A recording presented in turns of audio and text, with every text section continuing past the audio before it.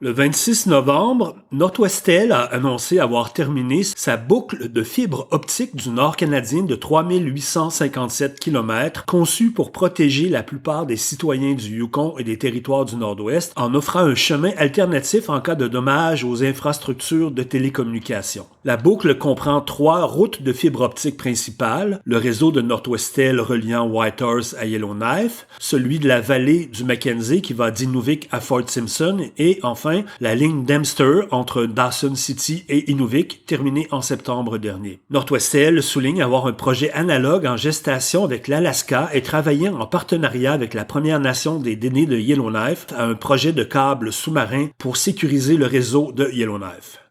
Le gouvernement des Territoires du Nord-Ouest accepte les déclarations d'intérêt pour la prise de possession d'une structure modulaire de 4 pièces qui accueillera une garderie éducative. La structure modulaire a une capacité de 48 à 56 places et comprend actuellement 4 salles, 2 salles de bain, un local d'appareils mécaniques et un local d'entretien ménager. Le répondant retenu et le GTNO collaboreront pour transformer le bâtiment selon les besoins. Le financement des rénovations de la structure et le coût de son transport vers le site de la garderie seront assurés par le Fonds des infrastructures pour la petite enfance. La société Makivik escompte un dédommagement supérieur aux 45 millions de dollars annoncés par le gouvernement fédéral pour dédommager les Nunavimmiut des abattages de chiens survenus dans les années 50 et 60. On écoute Andy Morehouse, vice-président de la société Makivik, qui représente les Inuits du Nunavik auprès d'Ottawa et du gouvernement québécois. It's not done yet. We still expect the federal government to add on to the financial compensation. So 45 million to us is just the first step. Nous nous attendons à ce que le gouvernement fédéral augmente cette compensation financière, affirme Andy Morehouse. 45 millions de dollars pour nous, c'est juste la première étape. L'argent doit servir à subventionner des activités pour faire revivre la race des chiens inuits, les Kimit, presque disparus lors des abattages, mais aussi à indemniser les individus affectés par ceux-ci. Selon les estimations de Makivik, plus de 1500 chiens auraient été tués à cette époque, avec la participation de la Gendarmerie royale du Canada et de la Sûreté du Québec. Le Canada a officiellement présenté ses excuses le 23 novembre dernier, chose que le Québec avait faite en 2011. La vérificatrice générale du Canada a déposé un rapport à l'Assemblée législative du Yukon.